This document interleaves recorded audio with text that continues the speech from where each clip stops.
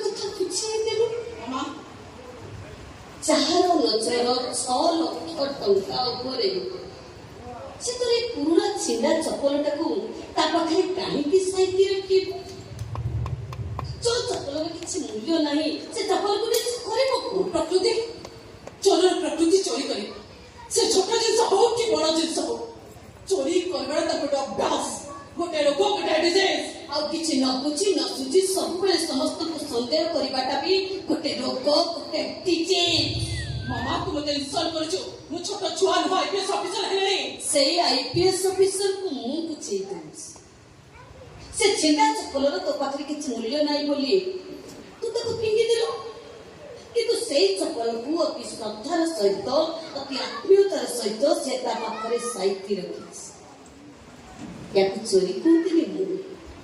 या कहती स्नेह श्रद्धा और फल पाइबा मत धारा कि मुनि बहुत साहा कहूचे एकदम ठीक कहू तू तो केते खुला करूछु वर्षना करूछु गाली दउछु माडो मारूछु तापरे भी से तोरे छिंडा चपल को तापा करे साइति रखी प्रमाण करि देला से तोते केते फल पा मैडम हेलो कपल फोन करथिले हां फोन कर एडु गारेस्ट का थाना नेचा पछे आसु यस मैडम तोरा के धरि मारी मैडम कोहर मा मु मानियो को बाध्य तमन सेही मैडम को पछे को कारण पई से तुमको अरेस्ट करी सेडे चोरो डका सेटा हमरे टंका चोरी फेला नहीं चतला तार प्रमाण मुनिचे आई माय सेल्फ आईपीएस सुहानी पाचो से चाय चाचो आज को करने जा yes madam just a minute से एक कौनसी टंका चोरी करी नांती तार प्रमाण मुनिचे आई माय सेल्फ नेनिमा पाचो से मैडम को जे अरेस्ट कर मैडम हम पूछी बनी तू काहे के लोक सपोर्ट करछो मु त निचे लेट हेले धरछ माफी सामने से चोरी करतला त बंधु मते टंका भरा त बोले मते कहछो से टंका तू ताकू देते करन से टंका तोर नो तांतोर हां से टंका मु ताकू देइतिली तू बिचकोण कहछो हम तमे त निचे करथिलो मु मिलो लोकपटा केला पई जगन भाई को बचार करे किछबा पई से पे से टंका तू ताकू रखबा पई देख हम त भूल कहछो तो भूल बात त नहीं तू ताकू सपोर्ट करछो तू भी ताकू सपोर्ट कर से तू निचे हो तू भी मोर को परनु हो ए भगवान सब किछि से भगवान को इच्छा କହୁଛି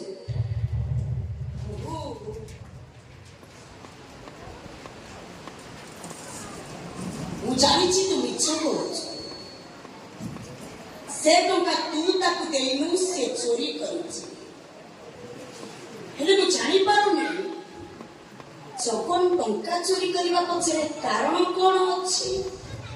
ଆଉ ତୋ ମିଛ କହିବା ପଛର କାରଣ କଣ ସେ କାରଣଟା ମୁଁ ଜାଣିଛି ଗ୍ରାଣ୍ଡମାମା ମୋ ମାମା କାହିଁକି ସେ ଜିଦ୍ କରି ଲୋକଟା କାମ କରି ରଖେ କାହିଁକି ନିଜ ହାତରେ ରୋଷେଇ ଖାଇବାକୁ ଦଉଛି କାହିଁକି ଦାୟିତ୍ୱ ନଉଛି କାହିଁକି ତା ପ୍ରତି ଚିନ୍ତା କରୁଛି କାହିଁକି ଲୋକଟା ପାଇଁ ମୋ ମାମା ଯେତେ ବଡ଼ ବଡ଼ ମିଛ କଥା କହିଲା କାହିଁକି ନା ଏ ଲୋକଟା ସହିତ ମୋ ମାମାର ଖରାପ ସମ୍ପର୍କ ଅଛି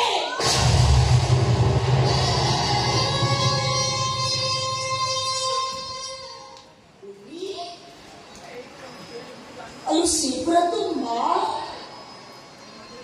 ଏତେ ବଡ଼ କଥା କହିବାକୁ ତ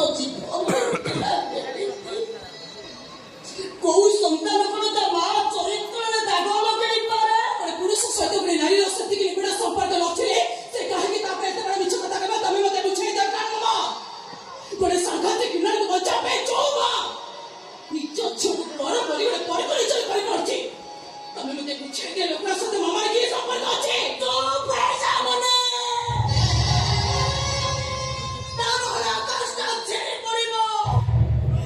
ସମୁଦ୍ର ଦିବାଗ ହେଇଯିବ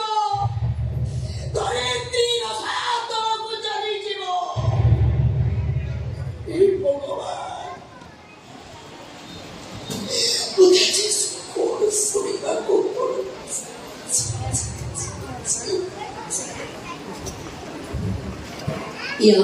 ଏସବୁ କଥା ଶୁଣି ସାରିବା ପରେ ମତେ ଲାଗୁଛି ଏ ମୋ ଝିଅ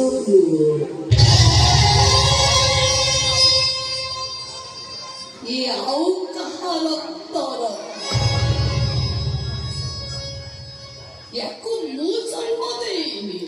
ସେ କଥାରେ ତ ଟିକେ ପୂର୍ବ ପ୍ରମାଣ କରିସାରିଛୁ ମାମା ଜାଣିଛୁ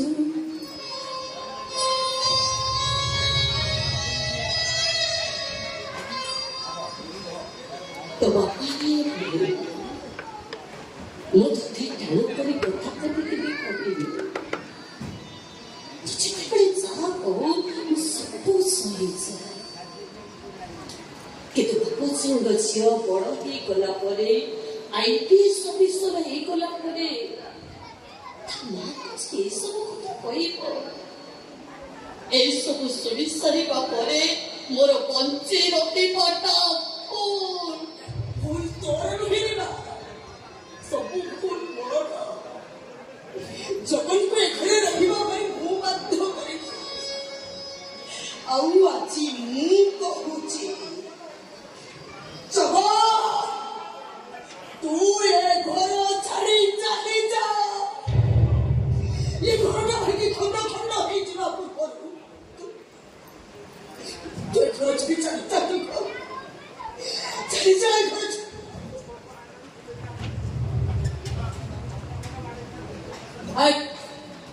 ଗ୍ରାମ କଣ କହିଲେ ଶୁଣିପାରିଲୁନି ଯିଏ ତତେ ଘରେ ଆଶ୍ରୟ ଦେଇଥିଲେ ସେ ନିଜେ କହିଲେ ଘର ଛାଡ଼ି ଚାଲିଯିବା ତ ଗୋଟେ ମୁହୂର୍ତ୍ତଟି ରଖିଲି ମୋର ନିଶ୍ୱାସୀ ହେଇଯିବି ଯେତେ ଶୀଘ୍ର ପାରୁଛୁ ମୋ ଅଫିସ ନ ଚାଲିଯା ବାହାରେ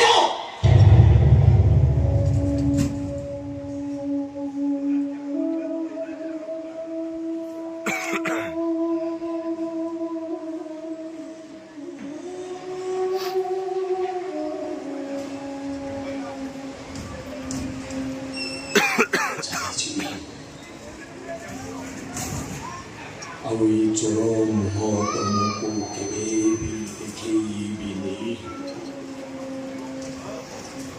ଝଗଡ଼ା ମନ୍ଦିର ପରେ ବାସୁଥିଲା ଆଜି ସେ ଘରେ ମୋ ପାଇଁ ଅଶାନ୍ତିର ପବନ ବହୁଛି ଚାଲିଯିବି ମୁଁ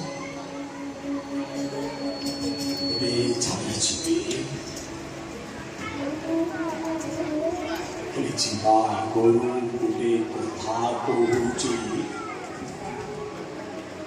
କଥାଟାକୁ ଗଣ୍ଠି କରି ରଖିଥିବ।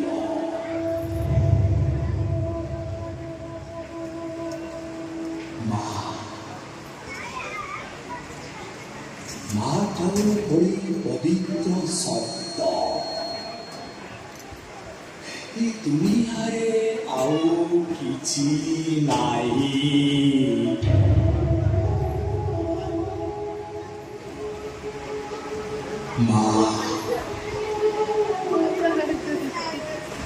ମା କେବେ ସନ୍ତାନର ଅମଙ୍ଗଳ ଚିନ୍ତା କରେନି। ମା କେବେ ମିଛ କରେନି। ମା'ଟାକୁ ମିଛ କହି ଆସେନି।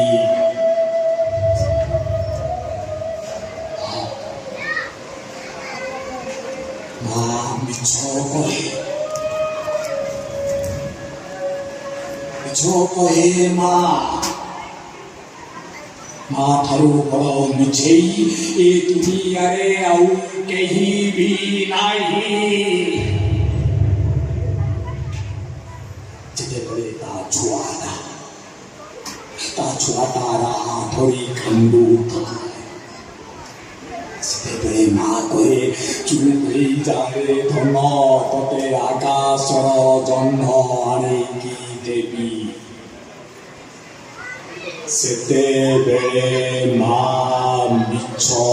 କହେ।